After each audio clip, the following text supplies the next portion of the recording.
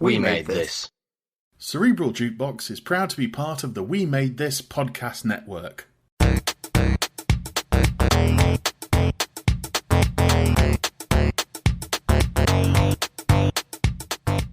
Hello there, thank you very much for downloading this episode. My name is Bryan, and I am the world's first brain surgeon / therapist / jukebox repairman. This is Cerebral Jukebox, where a guest tells me about a song they found so catchy it's stuck in their head on repeat, and then we have a bit of a chat about it. Then at the end of the episode, I give them a choice to remove it from their internal memory forever, or they can keep it for prosperity. My guest today is a fellow podcaster on the We Made This podcast network. He's a regular panellist on the Red Dwarf podcast Shipwrecked and Comatosed, as well as hosting his own show since 2019, Pick a Disc, where he sits down with a guest to chat about an album of their choice. It's Matt Latham. Matt, how are you doing today? I'm good, thank you. Thank you for having me. Not a problem. As I've been looking forward to this one, because when we first chatted about your choice today, I was quite excited because I'm quite the fan of 90s pop, especially sort of cheesy 90s pop, you sort of boy bands and girl bands, and you actually brought one to me that I've never heard of. Let's get straight into it. Can you introduce the song you've chosen? Yes, the group that I've picked is Soul U Nique. That's unique spelled with a U, asterisk, Nique, and the song is 3IL, which is what I learned only a couple of years ago was meant to be thrill, but it's written 3IL.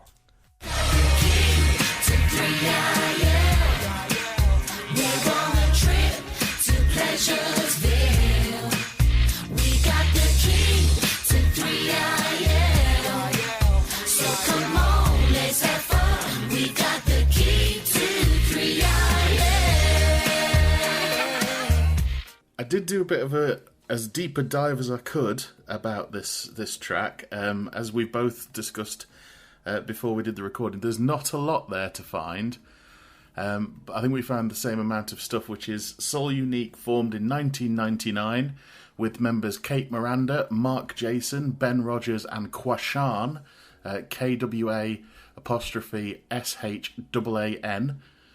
They released 2 singles in 2000 called Be My Friend, which charted at 53, and this song, 3IL, which charted at 66. Apart from 2 promo singles called Your Love Is Special and Keep On Loving, they never hit the top 40, and then they vanished from the pop world shortly afterwards. Apart from that information I just mentioned, I couldn't find a lot that was particularly recent. I did find Kate Miranda's Twitter, which has 1 tweet on it from the 28th of April 2009, which just says, "What's this all about?" And that's it. Today I found out that Kate apparently auditioned for Popstars The Rivals, which was the series that brought us Girls Aloud, and crashed out the first round, but I can't get any confirmation on that. The one thing we both did find out is they appeared at Broadlands Primary School in Hereford to promote this single in 1999. They were the 3rd thing that the article mentioned, after the school had a particularly successful charity food collection and the school's own demolition, which happened 16 years later. So, Matt, again, this is quite a sort of almost a rare song in that it didn't go much further for that band. When did you first hear this song? I remember it appearing on the box, and pretty much when there was nothing on. I remember me and my sister, we used to flick through the music channels. This song was on the box. It was one of these that keep repeating, that seemed to be on all the time. And I remember the one evening I got a 4-hour VHS and recorded on long plays, 8 hours. I recorded about 8 hours worth of the box one night. Was the box the one that viewers would vote on? Yeah, it was the music channel where you could ring up and you typed in a 3-digit code. And this one appeared quite a few times, actually. I mean, well, that's the good thing about some of these channels. I mean, obviously now we've got hundreds of these of different genre channels, but back in the day, you could watch like this or MTV, if MTV was still showing videos, music videos back at that point, and you could catch something that you'd never heard before. I remember doing it back in the day with with Kerrang. I remember seeing some tracks that I liked, and then got into the artist from there. Did this fit into what you were usually listening to at the time? Were you a big sort of pop fan? I don't know. I never really. It was not until like almost a decade later where I finally clicked onto what my musical identity was. I'd listen to all sorts of things. I mean, when I was much more into kind of rap music, perhaps around the time actually. So I was probably watching Kiss a bit, and MTV Bass, which I think was 443. I think because the box was 449. I remember the number. I remember the number quite well because I used to type it like muscle memory on the remote. But I used to listen to quite a bit of rap. But I never was really focused on one piece of music because I think I was just about to discover pop punk. But I've always had like a soft spot for like pop music anyway. So I probably never admitted to myself until much later. But because he was at, I think 14, 15 years old, you wouldn't admit to liking pop music at the time, would you? But yeah, no, especially if you're just getting into sort of punk music, you never admit it. Particularly with Nostalgia Rise as well. I think I've always got a bit of a soft spot for. It feels wrong to say the word because I don't mean it in a negative sense. Kind of tacky pop music. I'm kind of fascinated by it. So like there's like subjectively bad stuff where you kind of dislike it, and there's stuff that you can kind of see as objectively bad, or at least, and there's other things that is objectively interesting because of what it's about and stuff. And I think this one kind of tickles me in that area, so to speak. Yeah, I mean, you've got your stuff like this.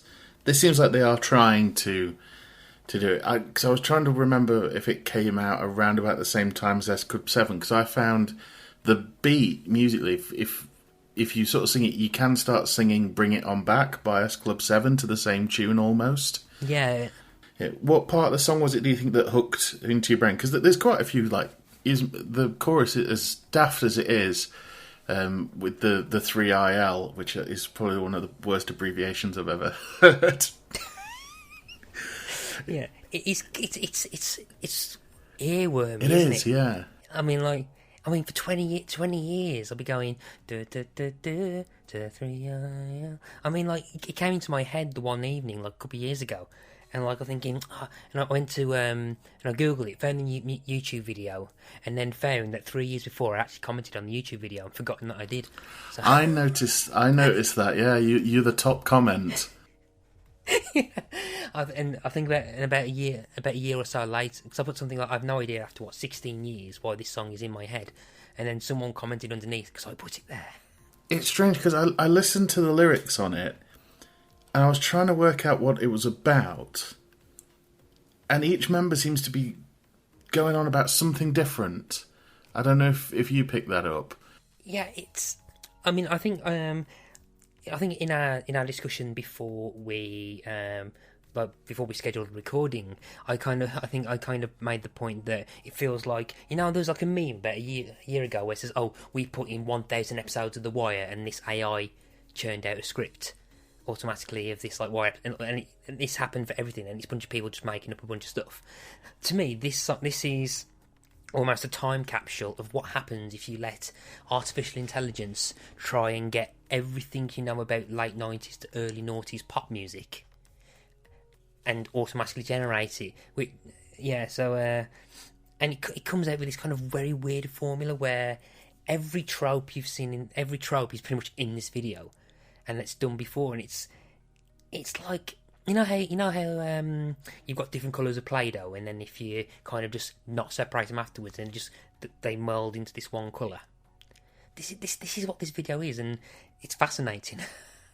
I always find it fascinating. We'll put the video up on the Twitter, but they arrive. I noticed that they were sort of taking bits and bobs from everyone, because they arrive on a double-decker London bus, which is branded. Yeah, which is branded with their name.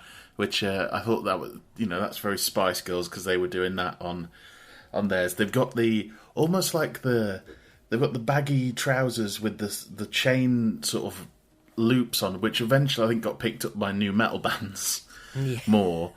The dance routines are terrible in it. There's a bit where they're pushing their hands, like, to one side, push your hands up, and to the other, and I realise they're all doing something slightly different, and they're off time. Yeah. Exactly, yeah.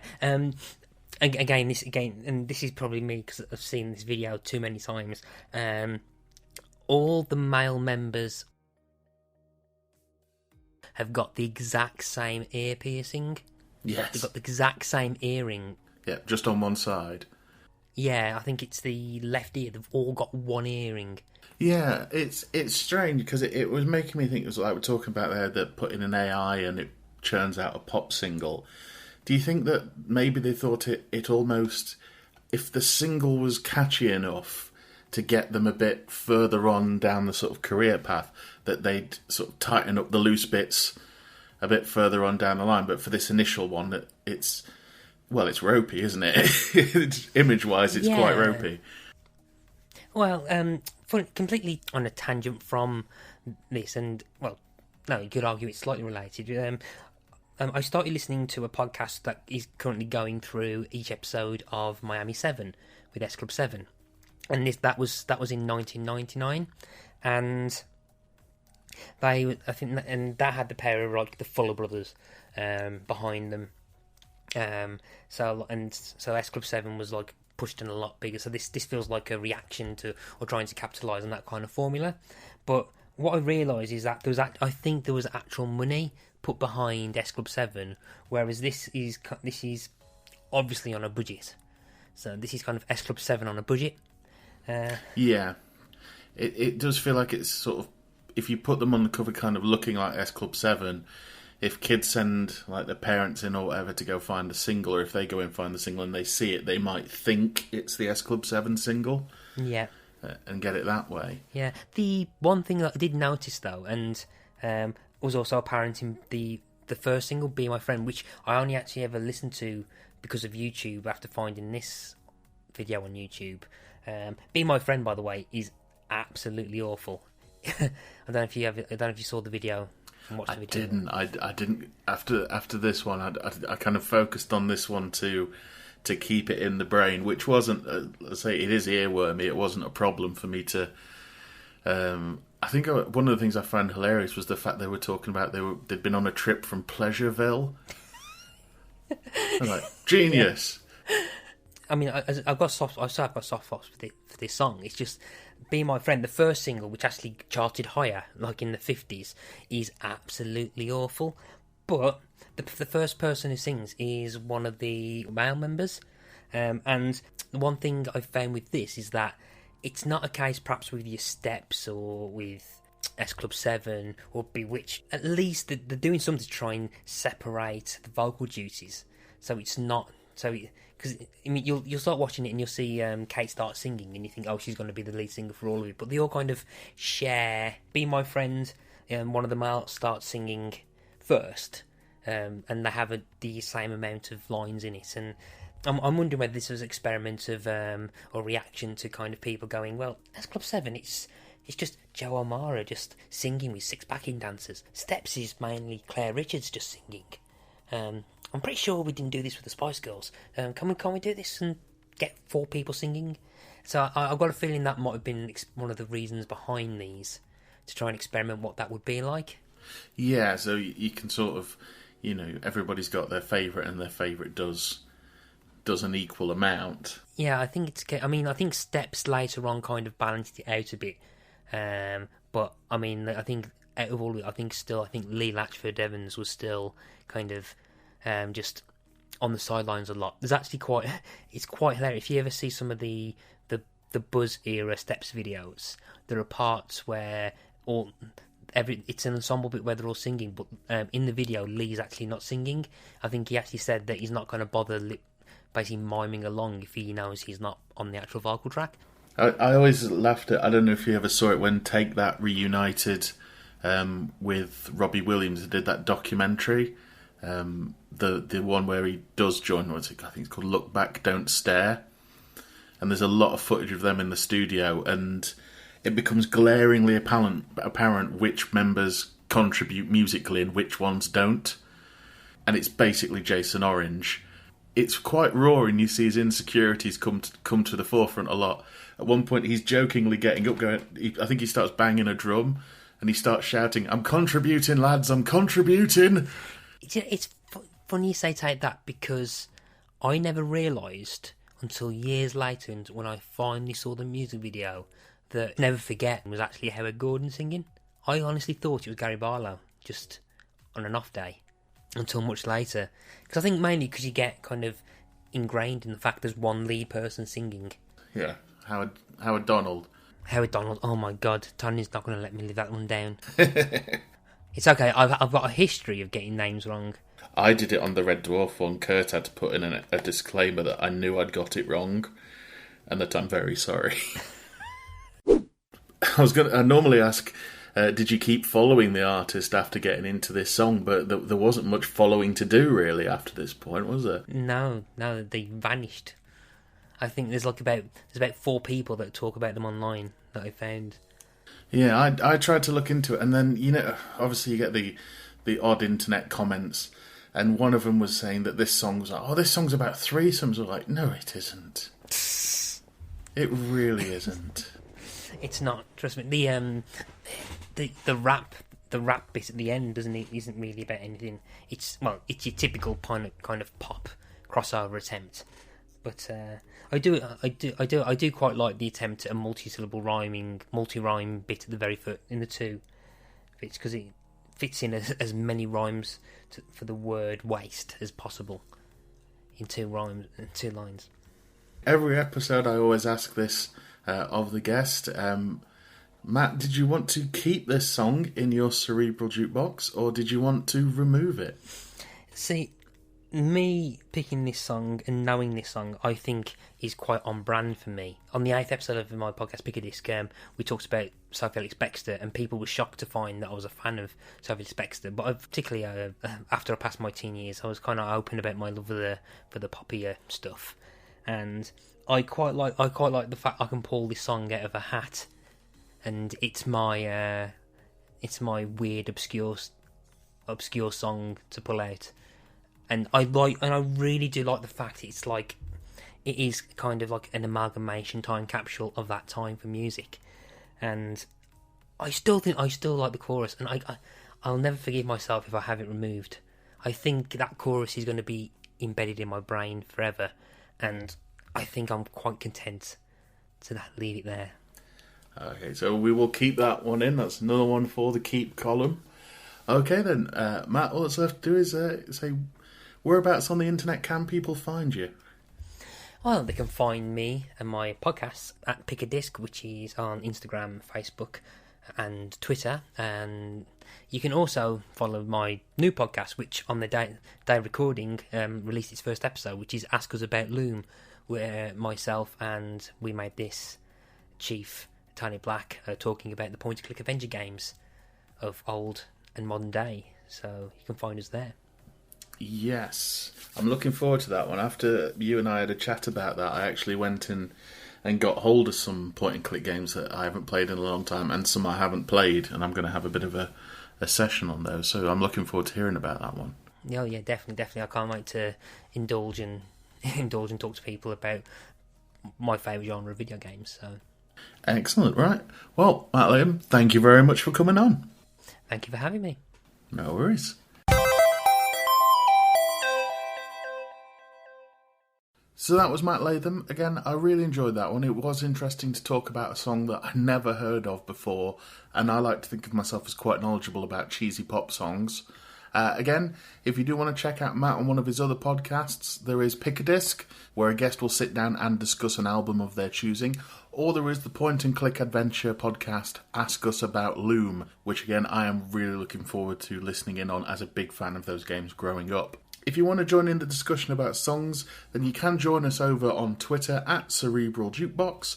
And if you want to keep up with what I'm doing, you can find me at allmylinks.com/Mr. Carl, and it is MISTER. Don't forget to keep listening after the clip for what's coming up on the We Made This podcast network. And until next time, Have a good one. In this place, we're on the case, keep the bass in your face. Leave your fear at home, leave your shyness in the drawer. Get on the dance floor, give me more, cause we gotta keep moving, popping and locking. Once the music's inside of us, there's no stopping. People in the club, jumping to the beat. The word on the street, so unique. Elsewhere on We Made This. Ask us about Loom, a point-and-click podcast. Because the other PC kind of things were much more expensive to buy. I mean, the Amiga wasn't cheap either. So you tended to play these things, you know, in a way, it almost meant that point-and-click adventure games, which weren't on the consoles, were they really back then? They were more they were a bit more expensive to play, I think, back then. Yeah, I can remember, I think, I was at my friend from primary school had a NES, and he had Maniac Mansion. On the NES, really? Yeah. Would it have been the same? Was it exactly the same, like style though? Yeah, because I think you used the cursor to move the joypad to move the cursor. I didn't know they had it on like a console that far back. Because obviously it's much more common now, isn't it, that you have them on consoles and. Oh yeah. Frame to frame. Is because they thrive on an underclass, and yet in order for the Kims to want to aspire themselves, families like the Parks needs to exist in order so they can work their way up. Yeah, and I sort of steered you away from politics earlier, but it's ultimate capitalism, isn't it? That's what we're being shown here. It's the tipping point of capitalism, in that very few have a lot and a lot have very little. Free with this month's issue. Best of all the Britpop bands for me, I reckon. Although these days, listening back to the lyrics, Jarvis does come off as a little bit of a sex pest. Yeah, a little. just a lot. Yeah. I can't think of any other vocalist that spends so much time getting up close to the mic and going. A lot of his songs are about cracking onto someone else's girlfriend because he doesn't think that their partner is good enough for them, and he would do better. Check out all of these shows and more on the We Made This podcast network.